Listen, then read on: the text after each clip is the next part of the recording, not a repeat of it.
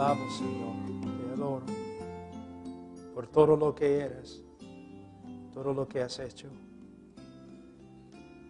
Señor, tengo una necesidad muy grande de tu gracia y tu misericordia.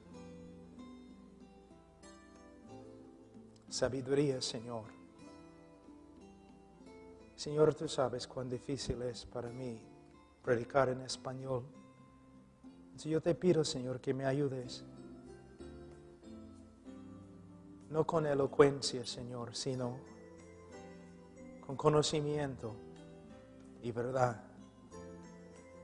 Señor, yo te pido que te glorifiques y que edifiques tu pueblo en este lugar. Y Señor, oro por Perú, todas las provincias, Señor, todas las tribus, todos los pueblos, donde el Evangelio todavía no haya llegado. Oh Señor, levanta, Señor, obreros, pero obreros que pueden predicar bien el Evangelio de Cristo, para la gloria de tu nombre y la salvación de tu pueblo. En el nombre de Cristo Jesús. Amén.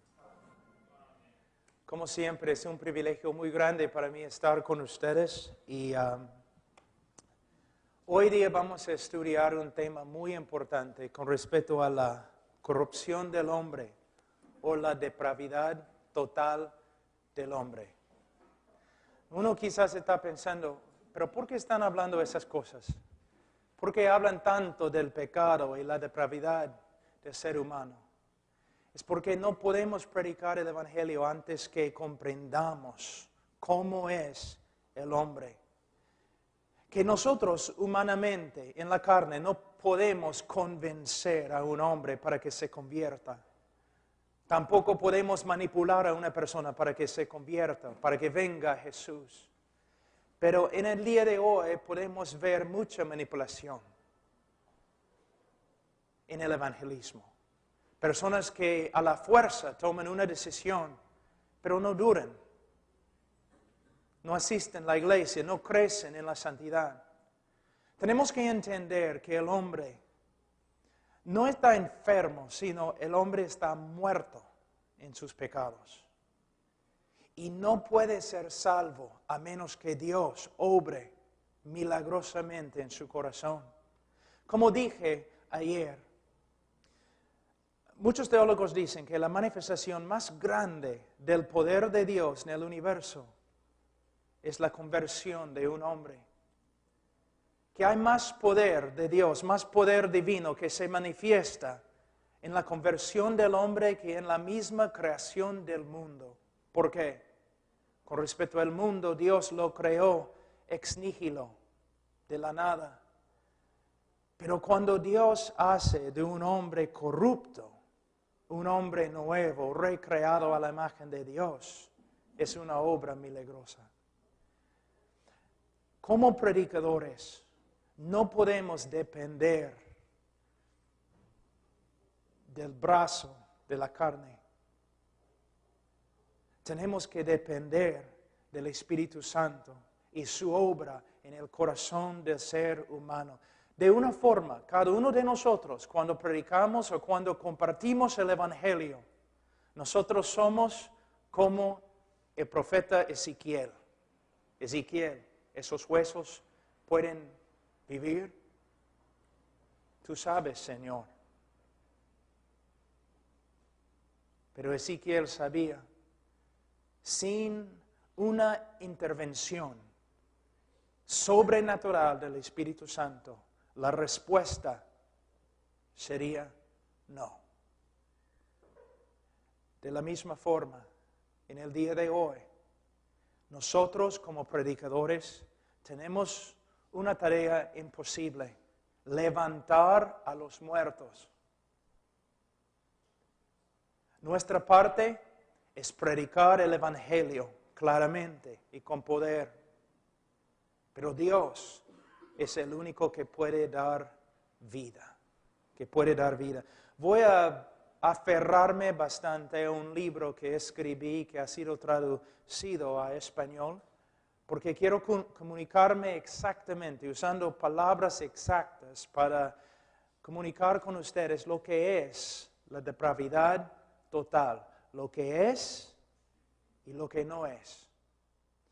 Voy a leer un párrafo aquí. La pena del pecado de Adán no solamente fue la muerte. Muchos hablan bastante de cómo cuando Adán pecó, murió. Sino también la corrupción moral. Él cayó de su estado original de justicia y llegó a ser una criatura corrupta. De la misma forma, cada uno de los descendientes de Adán no solamente nace bajo la sentencia de muerte, sino también nace moralmente corrupto e inclinado a la maldad. Entonces, el juicio de Dios contra Adán, no solamente la muerte, sino la corrupción moral, la depravidad total. Y nosotros siendo hijos de Adán, si quieres leer más, Romanos capítulo 5, versículo 12, nosotros siendo hijos de Adán, nacemos en pecado. ¿Qué significa también? Nacemos moralmente corruptos, malos.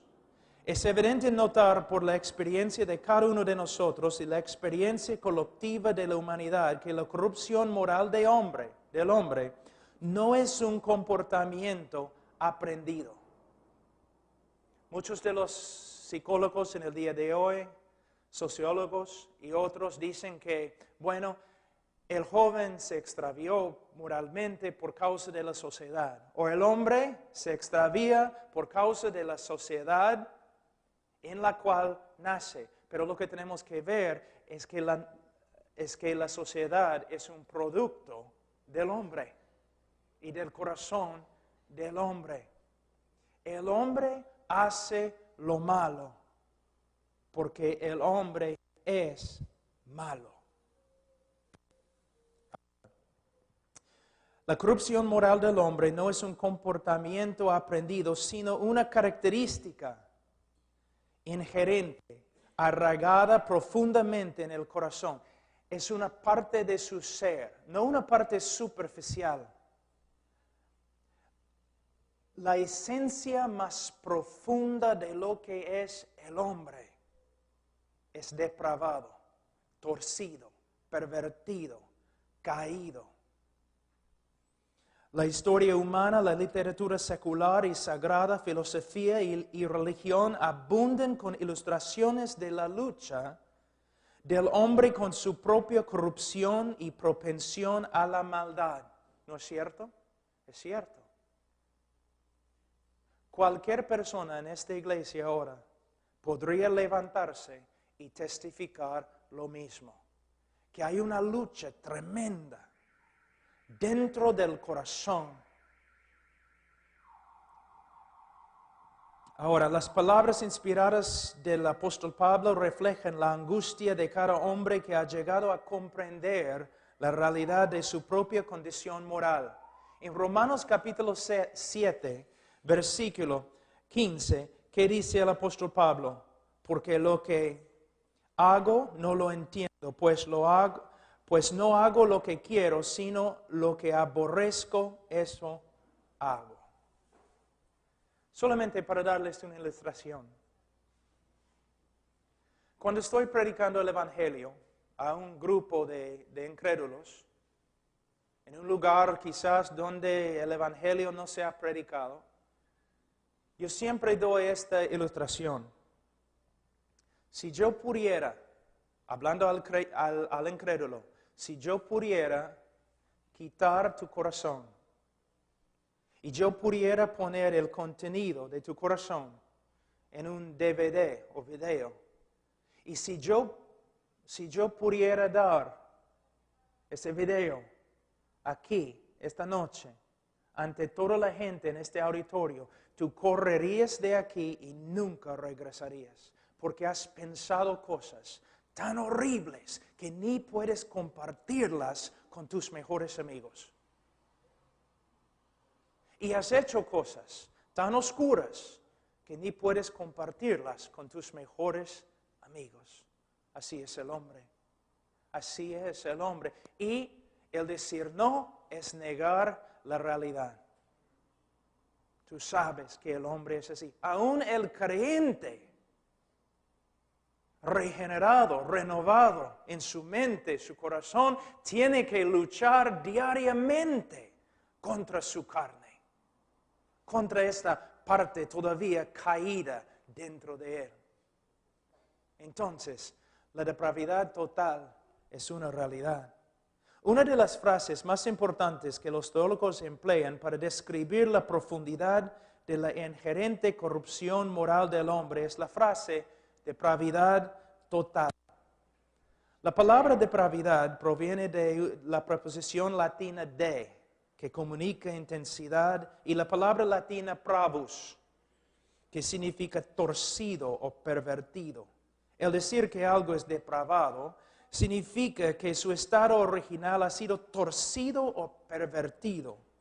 El decir que el hombre es depravado significa que él ha caído de su estado original de justicia y que su misma naturaleza ha llegado a ser extremadamente corrupta.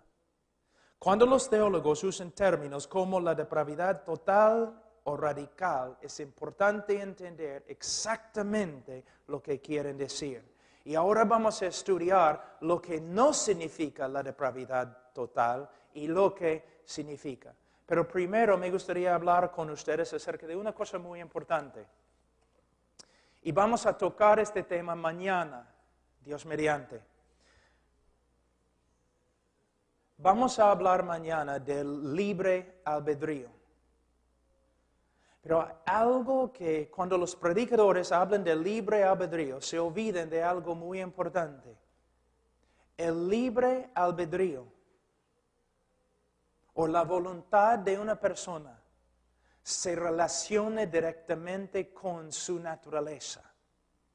Entonces, si su naturaleza es corrupta, entonces sus decisiones van a reflejar esa corrupción.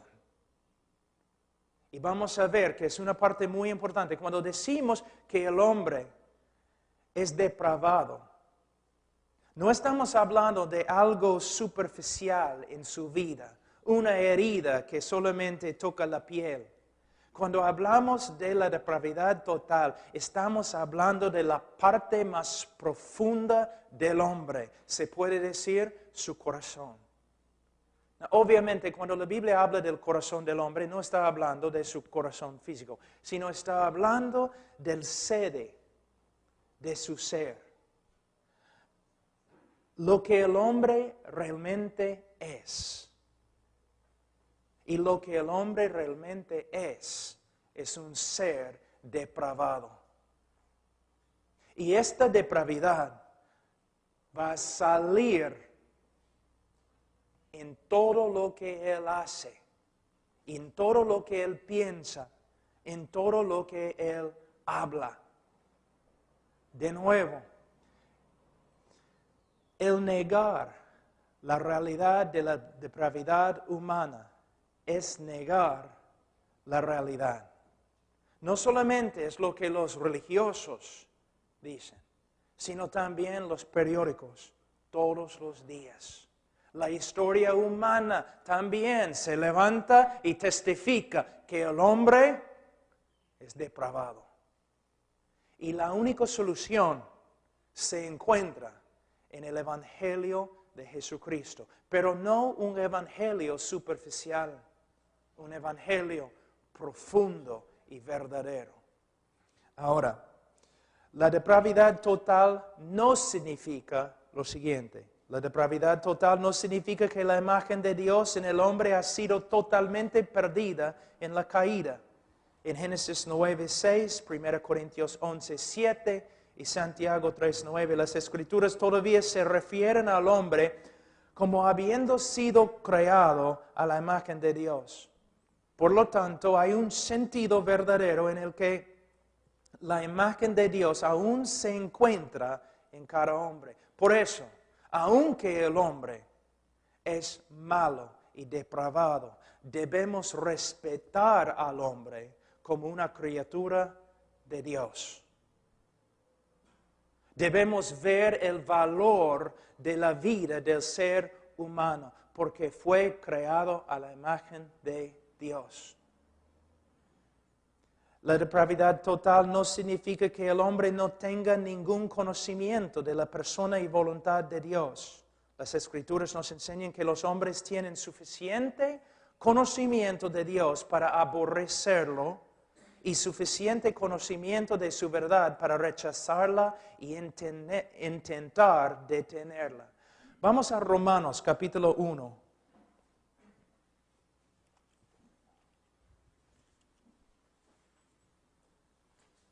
Romanos 1.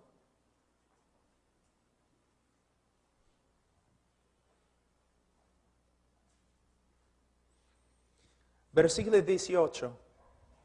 Porque la ira de Dios se revela desde el cielo contra toda impiedad e injusticia de los hombres que detienen con injusticia la verdad. A veces, hombres, cuando estoy predicando o después de una prédica, un hombre se acerca y me dice, yo soy ateo. Cuando un hombre me dice que es ateo, yo tengo que tomar una decisión. ¿Qué voy a hacer con él? De verdad, yo tengo que tomar la siguiente decisión. ¿Voy a creer lo que él me dice? ¿O voy a creer lo que la Biblia me dice? ¿Y qué me dice la Biblia? La Biblia no reconoce la existencia del ateo. La Biblia enseña, más bien, que no solamente el hombre sabe que hay un Dios, sino el hombre sabe suficiente del Dios verdadero para aborrecerlo. El problema no es falta de conocimiento según las Escrituras. El hombre conoce quién es Dios. Y el hombre pelea con todo lo que tiene para detener la verdad que él conoce. Eso es lo que enseña la Biblia. Entonces, cuando un ateo viene a mí y dice, soy ateo, hermano Pablo, yo le digo, no eres ateo.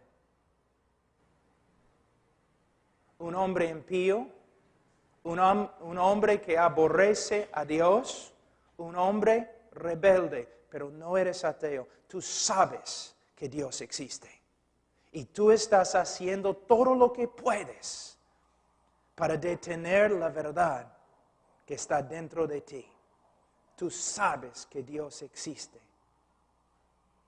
No solamente los hombres saben que Dios existe, sino tienen un conocimiento de su voluntad. Por eso siempre están peleando contra la ley que Dios mismo ha escrito en su corazón. Su conciencia testificando contra ellos. Les voy a dar un ejemplo. Es interesante que entre los homosexuales, que siempre tienen grupos de apoyo, ¿no? Especialmente en las ciudades grandes, en las universidades, grupos de apoyo, donde todos los homosexuales pueden unirse. ¿Para qué? Para recibir apoyo. ¿Por qué necesitan apoyo? ¿Qué tipo de apoyo? Apoyo emocional. ¿Pero por qué? Es porque cuando el homosexual está a solas en su cuarto, su conciencia le grita acerca de su inmoralidad. Él sabe que está mal. Entonces él tiene que ir a un grupo de apoyo para borrar, ¿no?, todo lo que su conciencia ha escrito contra él. Para tapar sus oídos, para no escuchar más la ley de Dios dentro de él que le está gritando, estás mal, estás mal, estás mal. El hombre sabe quién es Dios. Y el hombre tiene un conocimiento de su voluntad, pero el hombre se esfuerza con todo lo que tiene para detener este conocimiento. Es lo que la Biblia dice. Entonces, la Biblia dice, cuando la Biblia habla de la depravidad total, no está diciendo que el hombre no puede entender nada acerca de Dios. Porque la misma Biblia dice que el hombre tiene tanto conocimiento de Dios que todos los hombres van a ser sin excusa en el día de juicio. Ahora, la depravidad total no significa que el hombre no posea una conciencia o que sea totalmente insensible al bien y al mal. En Romanos 2:15, las Escrituras enseñan que todos los hombres poseen una conciencia. Si no ha sido cauterizado, como en 1 Timoteo 4:2, tal conciencia puede guiar al hombre a admirar virtud y actos nobles. También la depravidad total no significa que el hombre sea incapaz de demostrar virtud. Hay hombres que aman a su familia, sacrifican su propia vida para salvar a otros y hacen grandes obras de generosidad. Se reconoce que los hombres son capaces de amar a otros, servir a su patria y aún llevar a cabo obras religiosas. Pero fíjate, religiosas. La depravidad total no significa que todos los hombres sean tan inmorales o depravados como podrían ser. Que todos los hombres sean igualmente inmorales o que todos los hombres se entreguen a cada forma de maldad que existe. No todos los hombres son delincuentes, no todos son fornicarios o asesinos, pero todos son capaces de tales cosas. Lo que los refrena es la gracia de Dios. Ahora, vamos a ver lo que la depravidad total significa.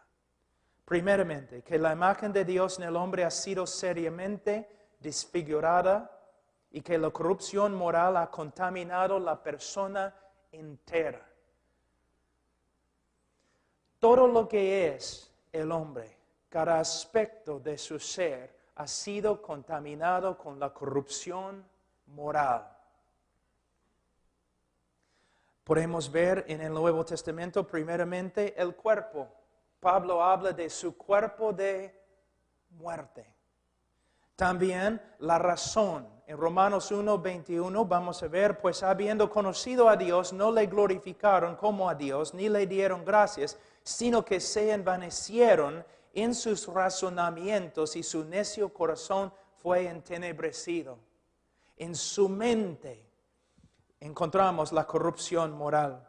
En su razón encontramos la corrupción moral. También las emociones del hombre están corruptas. Puedo usar de nuevo la homosexualidad. Dos personas que se llevan por sus emociones, pero emociones corruptas, emociones que contradicen la voluntad y carácter de Dios. Son emociones de verdad, pero corruptas, muy corruptas. También la voluntad del hombre. Vamos a Romanos 7, un ratito. Romanos 7, 14. Porque sabemos que la ley es espiritual, mas yo soy carnal, vendido al pecado. Porque lo que hago no lo entiendo, pues no hago lo que quiero, sino lo que aborrezco, eso hago. Aquí podemos ver claramente la relación entre la naturaleza caída y la voluntad. Se puede decir, a veces personas me hablan del libre albedrío y dicen, ¿el hombre es libre para escoger, para ejercer su voluntad? Bueno, el problema no es libre albedrío. El problema es buena voluntad. El hombre es libre para escoger, pero puesto que su naturaleza es corrupta, él siempre va a escoger lo malo. De nuevo, la voluntad es una esclava a la naturaleza. El hermano nos dio un ejemplo hoy día, voy a dar otro muy parecido de Carlos Spurgeon. Vamos a decir que tengo aquí un plato de ceviche, pero de Sullana, donde el ceviche es mejor. Un plato de ceviche, bien grande, un fuente de ceviche. Y aquí tengo basura. Y atrás tenemos un chancho. Y yo digo, suelta el chancho. ¿El chancho a dónde va a correr? A la basura. ¿Por qué? Es un chancho, pues. Es lo que los chanchos hacen. No se puede separar la voluntad del chancho de la naturaleza del chancho. Y es una buena ilustración de la conversión. Por ejemplo, soltamos el chancho. Él corre inmediatamente a la basura. De la misma manera, el hombre es como un chancho corriendo a la basura del pecado y mete su cabeza dentro del balde y empieza a comer feliz. Pero ¿cómo podemos salvar al hombre? Tenemos que cambiar su naturaleza. Pero ¿cómo podemos cambiar su naturaleza? No podemos, pero Dios puede. Es la obra regeneradora del Espíritu Santo. Un hombre está ahí viviendo en su pecado. No tiene vergüenza. Se gloria en su pecado. ¿Por qué? Porque es pecador. Pero el momento que Dios cambia su naturaleza, el momento que el Espíritu Santo regenera su corazón, Él cambia. No más quiere comer el pecado. No más se gloria en su pecado, sino aborrece el pecado y comienza a vivir como una criatura nueva. Entonces hay una relación directa entre la voluntad y la naturaleza. La depravidad total significa que la imagen de Dios en el hombre ha sido seriamente desfigurada y que la corrupción moral ha contaminado a la persona entera. También significa que el hombre nace con una propensión o inclinación hacia el pecado. Todos los hombres son capaces de la más grande maldad, los crímenes más indecibles y las perversiones más vergonzosas. Es lo que enseña la Escritura. En el día de hoy muchas veces predicamos el Evangelio como si el hombre fuera una víctima de las circunstancias. Hasta en las grandes campañas en el día de hoy, ¿no? En la radio, si todo el mundo te ha maltratado, si nadie te ama como mereces, entonces ven a la iglesia esta noche y vamos a hablarte de Jesucristo que sí te ama. Entonces, básicamente estamos diciendo, tú eres una víctima, todos los demás tienen la culpa, y por eso estás quebrantado, pero ven acá y Jesús te va a amar, Jesús te va a sanar. Cuando debemos decir, eres un criminal, te amamos, pero tienes que darte cuenta que eres un criminal. Hasta Romanos 1:30, la Biblia dice, aborrecedor de Dios eres. Y todos tus problemas, toda la vaciedad en tu vida proviene de tu culpa. Pero Cristo murió por los pecadores. Ven esta noche, escucha el Evangelio, un mensaje que sí te puede salvar. Voy a hablar un ratito acerca del aborrecimiento del hombre hacia Dios, porque la Biblia dice claramente en Romanos 1:30 que los hombres son aborrecedores de Dios. ¿Tan contaminada es la naturaleza humana? Sí. ¿Pero qué significa?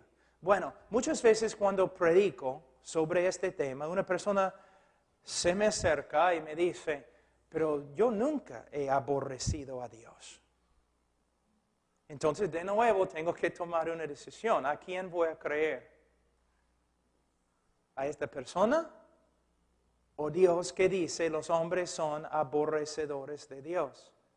Pero muchos de verdad creen que nunca han aborrecido a Dios. Pero lo que tienes que entender es la idolatría del ser humano.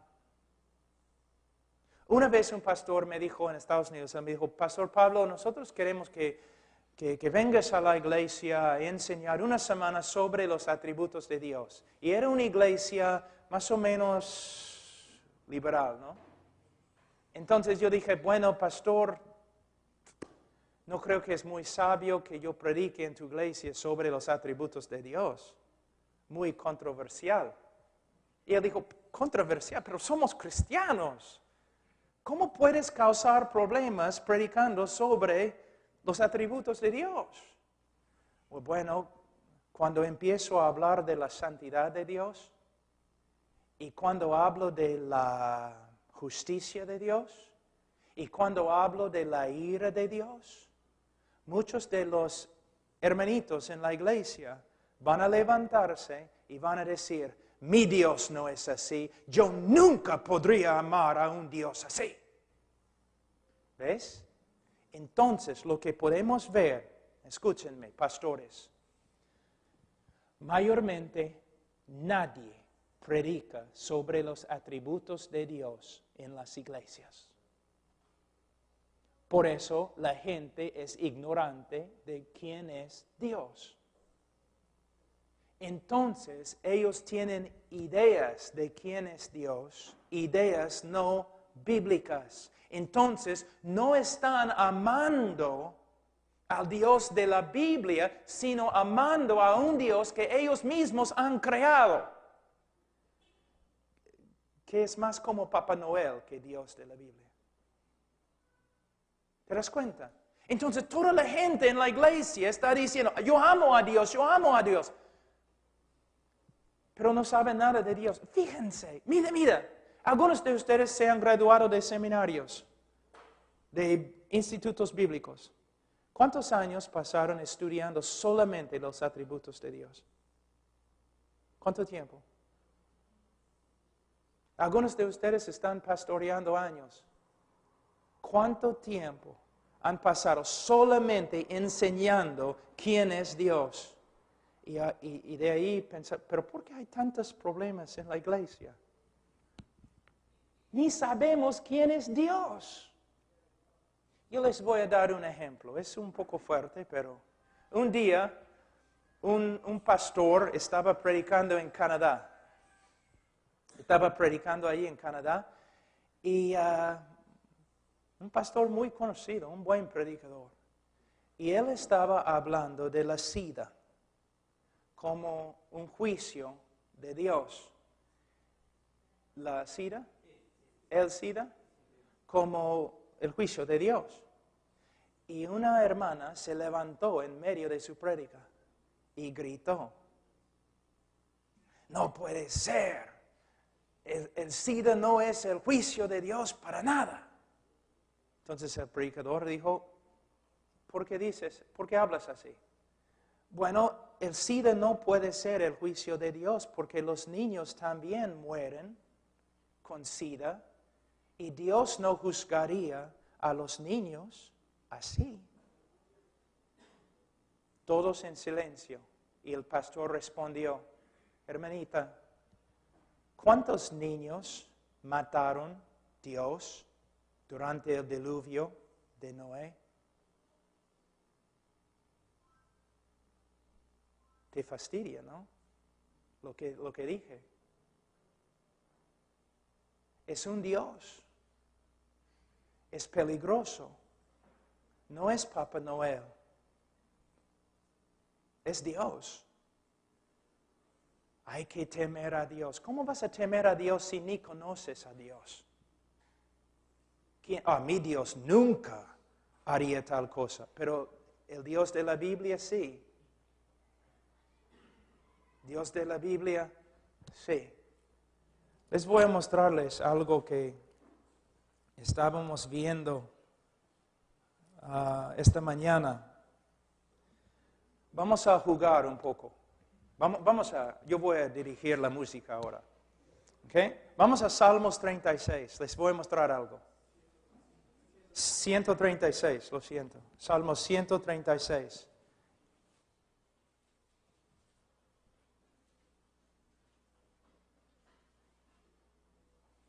Yo voy a leer la primera parte del versículo y tú vas a leer la segunda parte del versículo. Okay? Es la primera vez en mi vida que he dirigido música. Okay. Versículo 1. Alabad a Jehová porque Él es bueno. Porque para siempre es su misericordia. Alabad al Dios de los dioses porque para... ¿Ok? Alabad al Señor de los señores. Porque para siempre es su misericordia. Al único que hace grandes maravillas. Porque para siempre es su misericordia. Al que hizo los cielos con entendimiento. Porque para siempre es su misericordia. Está bonito, ¿no? Vamos a empezar ahora en versículo 10. Al que hirió a los egipcios en sus primogénitos. Porque para siempre es su misericordia. ¿Te das cuenta lo que acabas de decir? El salmista dice, el que mató casi todos los niños de Egipto, y ahora tú gritas, porque para siempre es su misericordia. Seguimos. Versículo 13, al que dividió el mar rojo en partes. Porque para siempre es su misericordia. E hizo pasar a Israel por medio de él. Porque para siempre es su misericordia. Y arrojó a Faraón y a su ejército en el mar rojo. Porque para siempre es su misericordia. Él mató miles y miles, quién sabe, quizás 100,000 hombres, padres de familia, hijos. Y tú dices, y el pueblo de Dios grita, y para siempre es su misericordia. Seguimos. Dice, versículo 16, al que pastoreó a su pueblo por el desierto. Porque para siempre es su misericordia. Al que hirió a grandes reyes. Porque para siempre es su misericordia. Y mató a reyes poderosos. Porque para siempre es su misericordia. Solamente quiero mostrarles algo con todo eso. ¿Pueden ver que este Dios no es como el Dios que se predica en el día de hoy mayormente? Es un Dios que hay que temer. Un Dios de amor, por supuesto. Juan 3:16 se encuentra en las Escrituras. Pero también Salmos 5:5, donde dice que Dios aborrece a los que hacen iniquidad.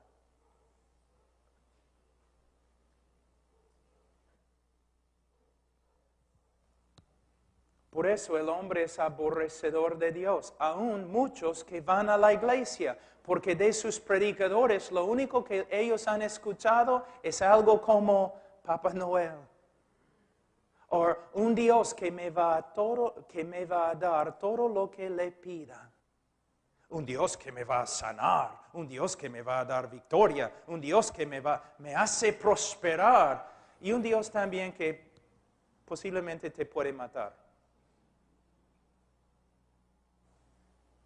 Estoy hablando así, tan fuerte, porque, hermanos, seminaristas graduándose con su título y han pasado quizás algunas clases estudiando casi nada acerca de los atributos de Dios, pastores y hombres de Dios que ni han enseñado al pueblo de Dios quién es Dios. Hay muchos problemas. El hombre es aborrecedor de Dios. De verdad. Ahora,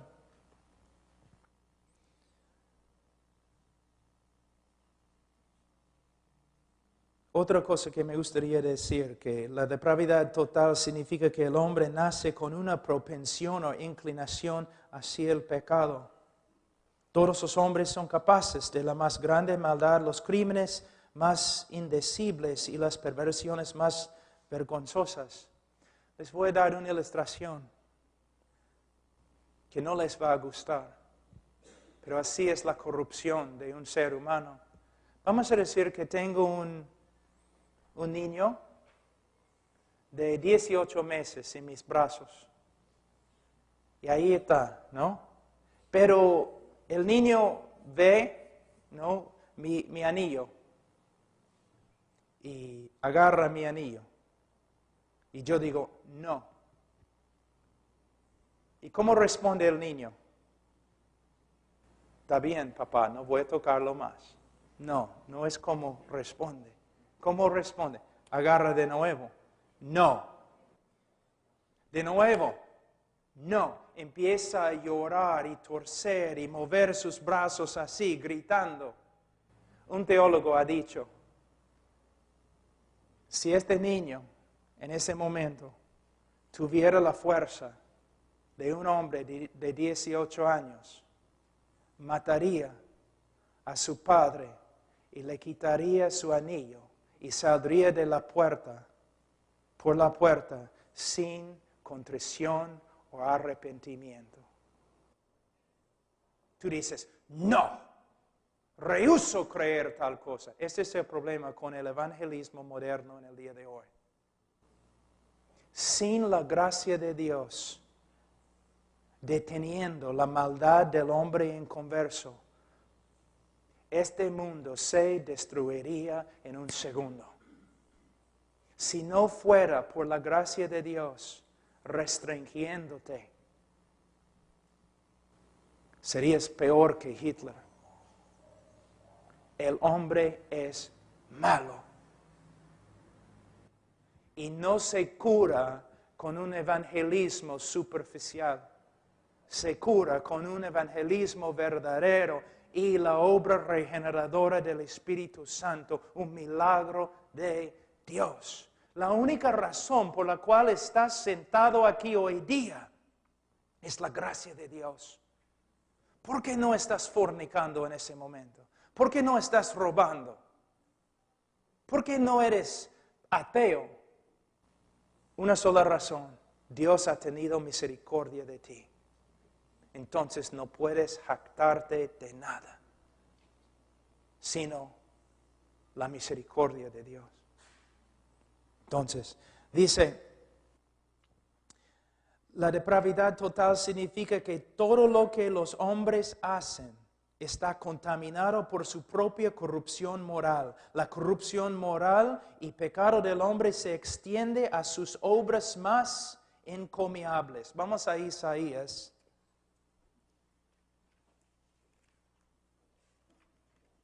...64...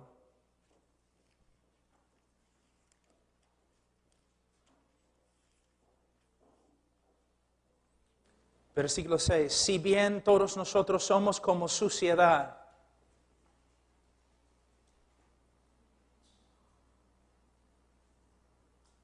y todas nuestras justicias como trapo de inmundicia. El hombre carnal es así. El hombre inconverso es así. ¿Te das cuenta que casi todos los hombres en la calle se creen salvos por medio de sus buenas obras? Hoy día hablé con un hombre que entró y me dijo, wow, pastor, ¿estás aquí? Soy también cristiano. Sí, soy cristiano, creo en el Señor, soy cristiano. Yo le pregunté, hermano, si murieras ahora mismo, ¿dónde irías? Bueno, no estoy seguro, quizás al cielo, quizás al infierno, porque tengo algunas buenas obras y creo que... ¿Dónde aprendió su cristianismo? Hermanos, por esta causa, el apóstol Pablo trabaja con todo lo que tiene en Romanos 1, 2 y 3 para exponer el pecado del hombre, para matar una vez para siempre esta esperanza vana de que el hombre puede salvarse o presentarse ante Dios con sus obras. Por eso hablamos de la depravidad humana, para matar esta herejía una vez para siempre, para que los hombres que se glorían en Cristo. ¿Ves? Imagínense que yo trabajé un poquito con los leprosos de San Pablo. cerca a Brasil, en el río Amazonas. Y es algo de verdad que te asusta. La lepra es una de las enfermedades más espantosas que hay. Imagínense, vamos a decir que tenemos un leproso aquí hoy día.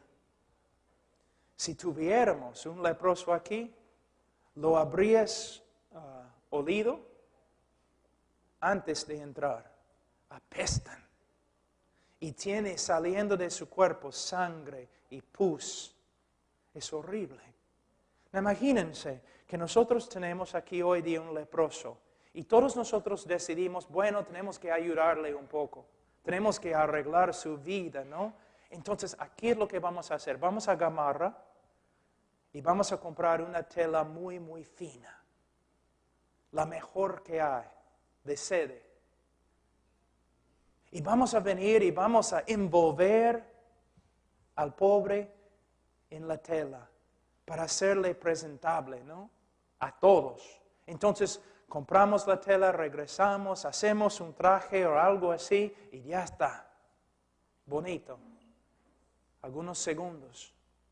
Pero la corrupción del mismo hombre va a corromper toda la tela hasta que la tela sea tan fea y asquerosa como el hombre mismo. Por eso, nuestras buenas obras no pueden salvarnos, porque nuestras buenas obras son tan sucias y depravadas como nuestro mismo corazón. Ahora, estoy hablando del no creyente, del hombre natural, el hombre caído. Pero en la calle hay hombres que están caminando por todos lados creyendo que son salvos por medio de sus buenas obras y muchos de ellos han escuchado prédicas evangélicas. Es importante que denunciemos el pecado en el hombre, que trabajamos, que nos esforzamos a exponer cómo es la condición verdadera del hombre, para que el hombre pueda entonces ser salvo. Ahora, la depravidad total significa que las obras de los hombres no son el resultado, eso es muy importante. Las obras de los hombres no son el resultado de su amor para con Dios o un deseo de obedecer sus mandamientos. Ningún hombre ama a Dios de una manera digna o como su ley demanda, como en Deuteronomio y Mateo, con todo su corazón, con toda su fuerza. Tampoco hay un hombre que glorifique a Dios en pensamiento, palabra y obra, aunque Dios merece que le glorifiquemos si tomamos agua o comemos comida. Todos los hombres se prefieren a sí mismos que a Dios. Voy a leer de nuevo. Todos los hombres se prefieren a sí mismos que a Dios, y todas las obras de generosidad, heroísmo, lealtad y devoción religiosa son el resultado del amor del hombre para con sí mismo, pero no de un amor verdadero y sincero para con Dios. Hablando del hombre natural, sin Cristo. Les voy a dar un ejemplo. Nosotros siempre estamos pensando horizontalmente en vez de verticalmente. Por ejemplo, cuando testifico a una persona, dice, bueno, voy a ir al cielo porque soy un buen esposo, soy un buen padre, trabajo duro para mi jefe, nunca he matado a nadie. Está pensando ¿cómo? Horizontalmente, así. Voy a ir al cielo por medio de lo que he hecho a los hombres. Pero mira, ni está pensando en su relación con Dios. Tengo una pregunta. Un ateo que tiene un enemigo, un ateo en Lima que tiene un enemigo en Piura. Un enemigo que lo aborrece. Pero el ateo en Lima descubre que su enemigo está muriendo de una enfermedad bien grave. Entonces el ateo en Lima vende todo lo que tiene, su casa, su carro, todo, para comprar una medicina. Y de ahí, caminando, lleva la medicina a su enemigo y su enemigo toma la medicina y se sana. Tengo una pregunta. ¿Ha hecho bien o ha pecado? ¿Qué piensas? ¿Ha hecho bien o ha pecado? Vamos a 1 Corintios.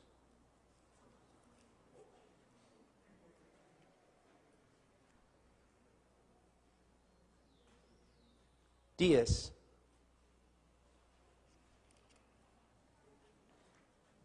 31. Si pues coméis o bebéis o hacéis otra cosa, hacedlo todo para la gloria de Dios. ¿Lo hizo para la gloria de Dios?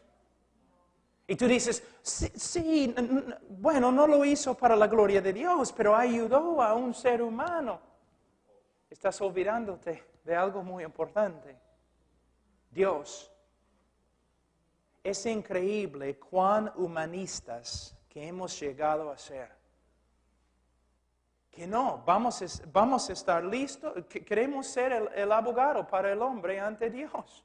Dios no puede juzgar a ese hombre porque él ayudó a otro hombre. Y no podemos ver la grandeza de Dios. Que Dios es el centro de todo, que Dios es el merecedor de toda la gloria, toda la honra, que todo lo que hacemos debemos hacerlo para la gloria de Dios. Pero no podemos ver estas cosas en el día de hoy porque los predicadores evangélicos no están enseñando acerca de quién es Dios. De hecho, el hombre es todo, me parece, en la iglesia evangélica. El hombre es todo. Todo para el hombre. Dios existe para el hombre. Todo existe para el hombre. No. Todo existe para la gloria de Dios. Les voy a extraviarme un poco aquí, pero vamos a hablar un ratito de la gloria de Dios.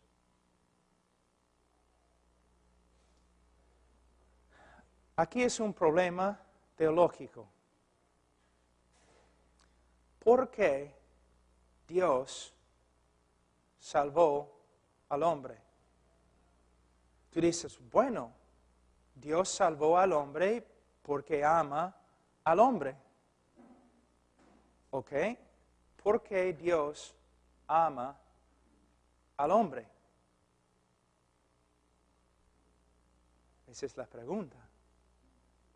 Tiene que haber una razón. Uno de los teólogos más grandes en el mundo, Jonathan Edwards, dijo que las criaturas razonables tienen que tener un fin razonable, una razón por la cual hacen todo. Entonces, si Dios salva al hombre porque ama al hombre, la próxima pregunta es, ¿pero por qué ama al hombre? ¿Qué hay dentro del hombre que invoca el amor de Dios? O vamos a ver, el hombre es depravado, impío, pecador, enemigo de Dios, amador de sí mismo. Entonces podemos escudriñar la vida del hombre años y años y años y no vamos a encontrar ninguna razón dentro del hombre por la cual Dios lo ama. ¿Por qué Dios ama al hombre? Bueno, primeramente necesitamos entender que Dios es amor. Pero yo pensaba que Dios hacía todo para mí. ¿No es interesante que yo puedo ir a una iglesia y yo puedo decir, todo lo que Dios ha hecho, Él ha hecho para ti? Y todos dicen, amén. Pero si yo digo, todo lo que Dios ha hecho para sí mismo, para su gloria, por causa del amor que Él tiene para sí mismo. Todos dicen, pero yo no creo que está correcto. ¿Es correcto que Dios hace todo para ti? Pero ¿no es correcto que Dios haga todo para Él? ¿Para sí mismo? ¿Pueden ver el problema? ¿Qué pasa? Otra cosa, hay una canción en Estados Unidos ahora muy, muy popular que dice, Dios ama a las personas más que cualquier otra cosa. ¿Está bien en español? No, Dios ama a sí mismo más que cualquier otro ser, cualquier otra cosa. Dios ama a sí mismo. Tengo una pregunta. ¿Cómo se llama cuando tú amas a una persona o una cosa más que amas a Dios? ¿Cómo se llama? Idolatría. No debes cometer idolatría. Tampoco debe Dios cometer idolatría. Dios debe amarse, porque Él es el más digno de amor. Si Él no se ama a sí mismo más que a todos los demás, Él está negando la realidad de quién es. Es Dios. Yo tengo un problema. No, Él debe amarme a mí. Ahora, vamos a hablar un ratito de la gloria de Dios, que Dios hace todo lo que hace para su propia gloria. Dios hace todo lo que hace para su propia gloria. Yo voy a mostrarles que no solamente es correcto, pero es algo que resulta en grandes bendiciones para la creación y su pueblo. Les voy a dar un ejemplo.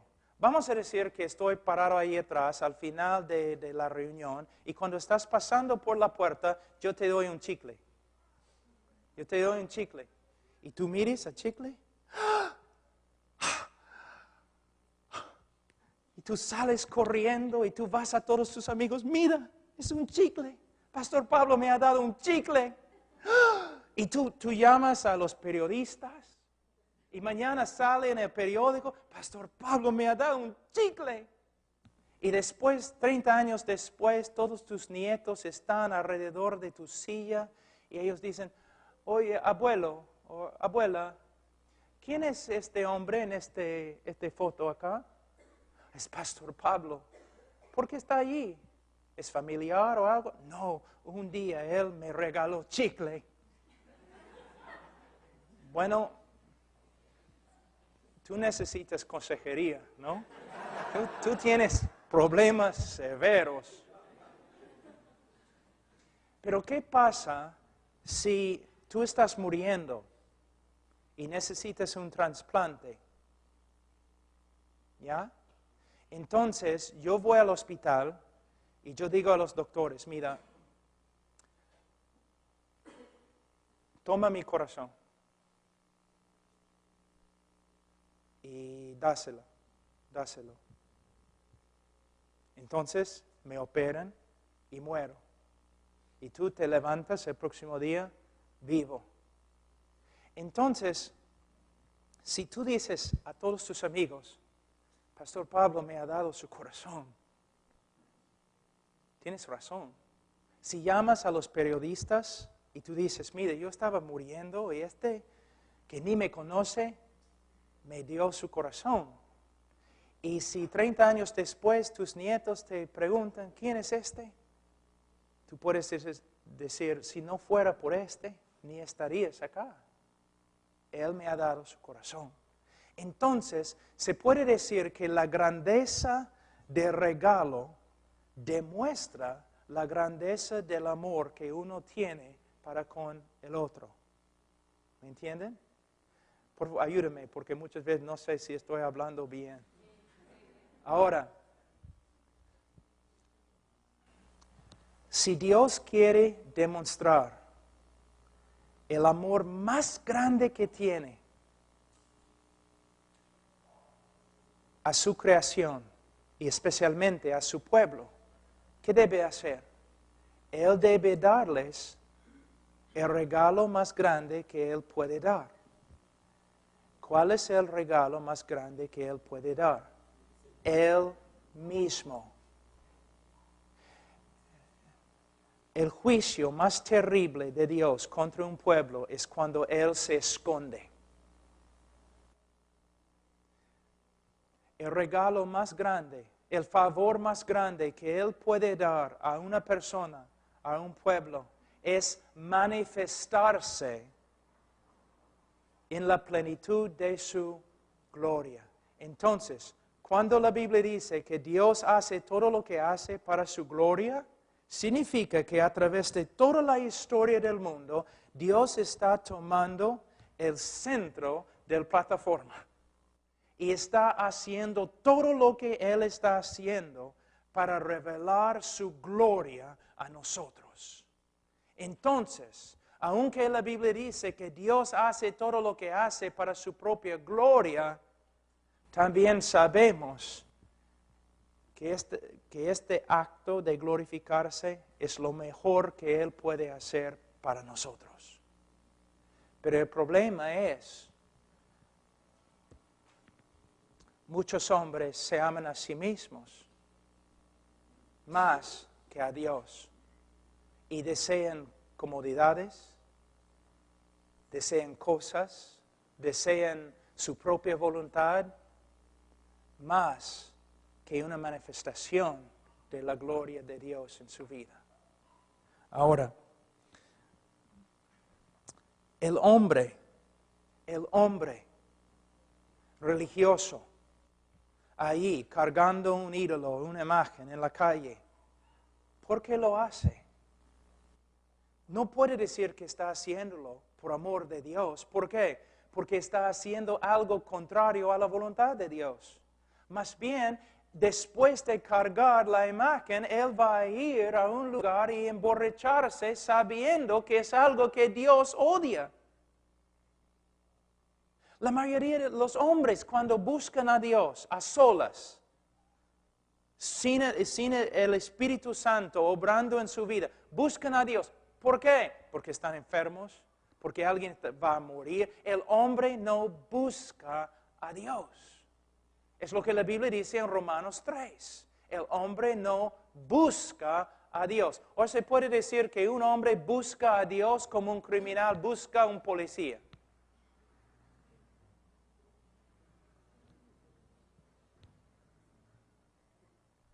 Recuerden lo que dijo Jesús. Ustedes no quieren venir a la luz porque sus obras son malas. Y vamos a hablar de esa verdad mañana. Ahora, la depravidad total significa que la mente del hombre es hostil hacia Dios, no puede sujetarse a la voluntad de Dios y no puede agradar a Dios. Romanos 8. Romanos 8, 7. Por cuanto los designios de la carne son enemistad contra Dios, porque no se sujetan a la ley de Dios, ni tampoco pueden. Y los que viven según la carne no pueden agradar a Dios. Wow. El hombre no puede. Ahora, un ratito voy a hablar de esta frase, el hombre no puede.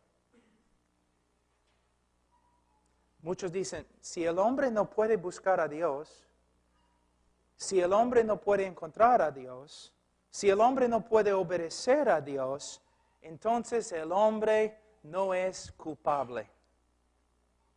No podemos juzgar a un ciego porque no puede leer un mapa. No podemos condenar a un hombre sordo porque no nos escuche.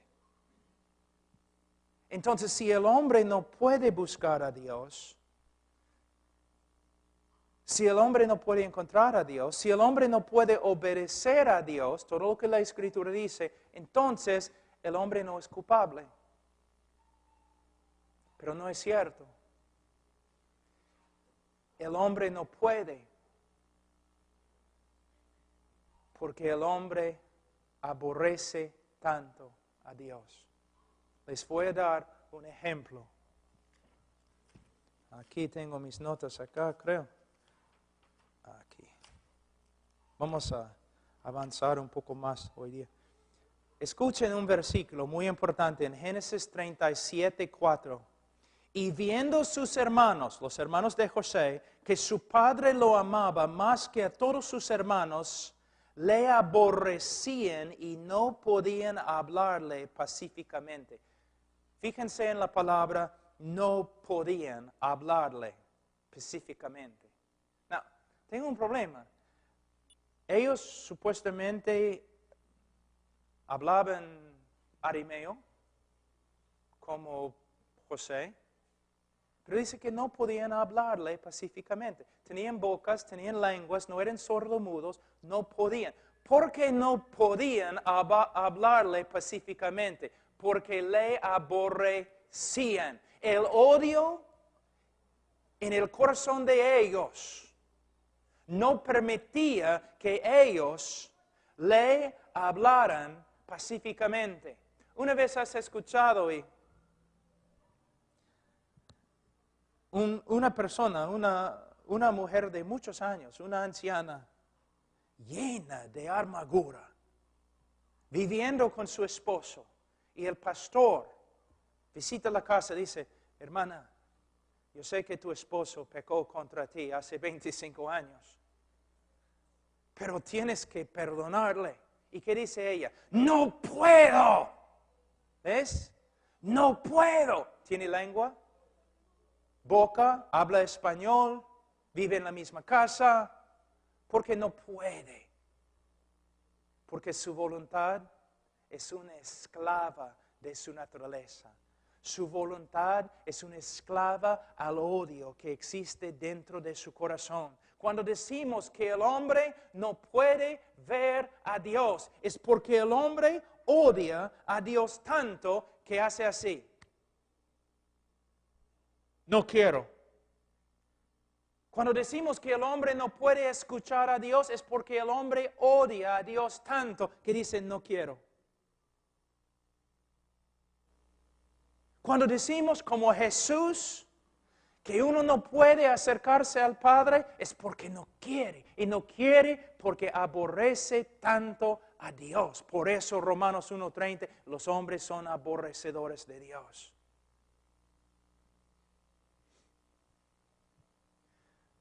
Aunque es mi opinión, yo les someto que en este momento, en el infierno, el odio contra Dios es tan grande que si Dios dijera, abre la puerta para que salgan, ustedes pueden salir, solamente tienen que doblarse la rodilla y decir que soy el Señor de los señores. El odio es tan fuerte en su corazón, ellos dirían, no. Hermanos, cuando predicamos el Evangelio, tenemos que darnos cuenta que ese no estamos tratando de vender algo. No podemos simplemente acercarnos a los hombres hablando cosas bonitas. Es un asunto de vida o muerte. Los hombres son esclavos.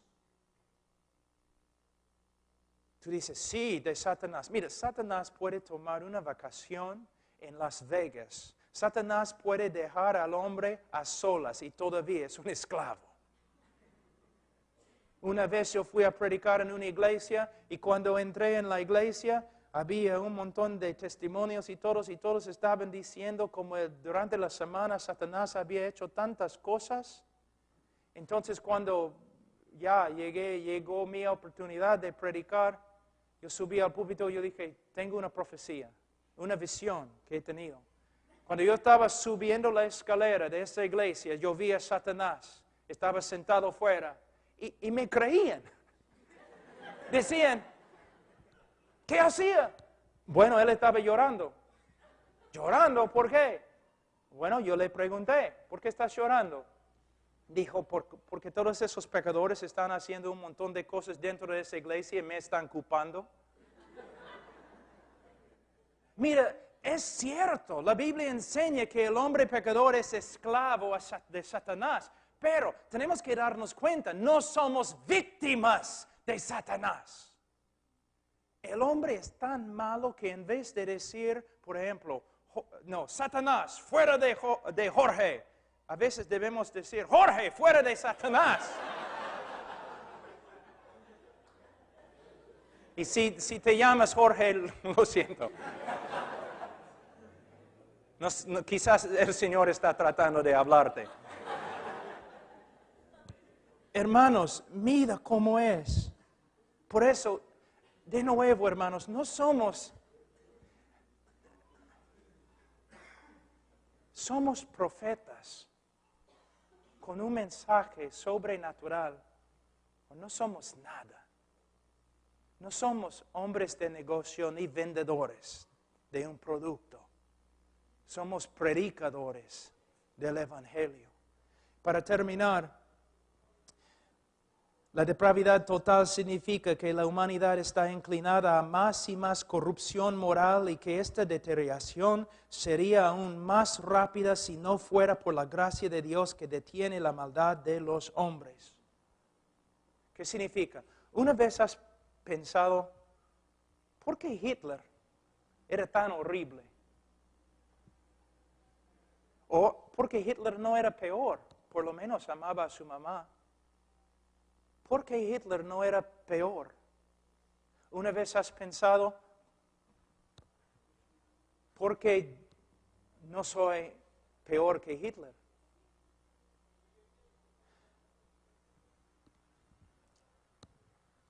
Todos los hombres son iguales con Hitler. Básicamente, en su esencia, todos los hombres son depravados. Ahora, vamos a decir, tenemos todos los hombres aquí en esta línea, totalmente depravados. Y la maldad, el estado peor de maldad está por allí. ¿Está bien? Si Dios no interviene, cada uno de nosotros con Hitler, vamos a correr al punto más grave de la maldad, así. Pero si esto sucede, no va a haber ningún mundo, no va a haber una raza humana. Se destruye al toque, no hay una obra de redención, no hay nada. Entonces, ¿qué hace Dios? Él restringe la maldad del hombre. En su soberanía, Él restringe la maldad del hombre para que la humanidad pueda continuar y para que Él pueda lograr su obra de redención dentro de la humanidad. Pero, como Faraón, si Dios quiere, Él puede retirarse de un hombre. Y el hombre va a ir corriendo. No a la fuerza, su propia voluntad. ¿Quieres hablar de libre albedrío? Ahora el hombre está ejerciendo su libre albedrío, corriendo a la maldad hasta que Dios lo detenga. Y la única razón por la cual no eres peor que Hitler es porque Dios ha tenido misericordia de ti. Así es el hombre. La única razón por la cual estás aquí, escuchando la palabra de Dios, es la gracia de Dios. Número 7 es el último. La depravidad total significa que el hombre no puede librarse de su condición pecadora y depravada. Él está muerto espiritualmente, Efesios 2, 1 a 3, corrupto moralmente, Salmos 51:5, y no puede cambiarse a sí mismo, Jeremías 13:23. Así es el hombre. Así es. Y por eso el Evangelio es tan importante. Hermanos, 3 años después de casarme, yo compré un anillo con una diamante para mi esposa. Fuimos a una tienda y yo dije al hombre, quiero comprar un diamante. Y él dijo, bueno, ¿cuánto quieres pagar? Cuando yo le dije, él empezó a reírse Entonces él dijo, bueno, voy a tratar de encontrar algo, ¿no? Entonces él regresó por fin con una cajita así, abrió la cajita y aquí, Señor, en la mesa, tu diamante. ¿Dónde? Yo veo un aro, no veo diamante. De ahí, bien vivo ese hombre. No era peruano, pero quizás descendiente de peruano. Bien vivo. Él regresó y salió de nuevo con una tela negro. Y puso la diamante encima de la tela negro. Y de allí yo podía ver el diamante. Mi esposa no, pero es otra historia. Yo podía ver, de verdad, Charo, te juro, hay un diamante ahí. ¿No? La oscuridad de la tela. A través de la oscuridad de la tela resplandecía el diamante. Por eso, cuando yo escucho acerca de la depravidad humana, no me entristece, me da gozo, porque en la oscuridad de mi humanidad resplandece la gracia de Dios en la cara de Jesucristo. ¿Quieres exaltar al hombre? Háganlo. ¿O quieres humillar al hombre para que Dios se exalte? Esa es la diferencia. Esa es la diferencia. Ahora, oremos. Padre Santo, te damos gracias por tu palabra. Ayúdanos, Señor, a entenderla y obedecerla y caminar, Señor, en humildad ante ti, sabiendo de gracia hemos recibido. Y hasta la eternidad, Señor, solamente seremos destinatarios de tu gracia. Ningún otro título, Señor, necesitamos. Salvados por la gracia de Dios. En nombre de Cristo Jesús.